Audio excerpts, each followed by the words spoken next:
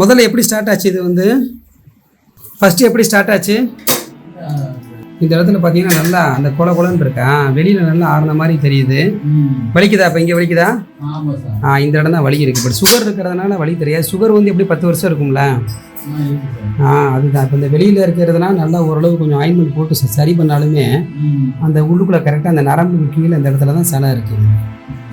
ஒரு சின்ன மதமத இன்ஜெக்ஷன் போடுறேன், சரியா? அந்த சுகர் இருக்கிறவங்களுக்கு தான் அந்த மாதிரியான பிரச்சனைகள்லாம் கொஞ்சம் வரும்.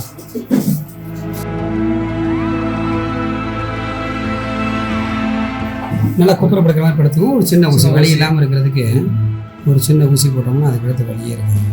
அவ்வளோதான்.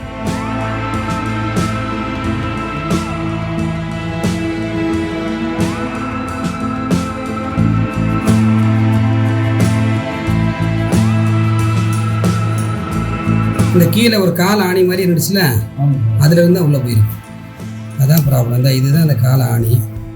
இந்த இடத்துல இருந்து கொஞ்சம் கொஞ்சமாக உள்ளே போய் கடைசியில் வந்து பார்த்திங்கன்னா இந்த மேலே வரைக்கும் இந்த சலம் ஏறி அப்போ தான் வெளியில் காமிச்சிருக்கணும். இப்போ ஓப்பன் பண்ணி பார்த்தோம்னா அதான் தெரியுது. இதுதான் அந்த கால் ஆணி. இதில் தான் உள்ள இல்லை, அதை தான் கால் ஆணின்றோம். அது பிசுரோ வாட் எவர் இட் இஸ் வந்து, சரியா?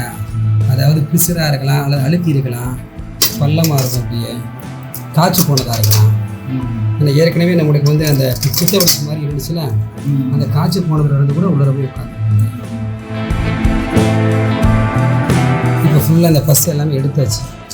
அந்த சின்னதாக ஓட்டை போட்டு அமுக்கியே எடுத்துக்கிட்டோம்னு வச்சோம்னா அது உள்ளே இருந்துக்கிட்டே இருக்கும். 4-5 நாள் ஆகும்.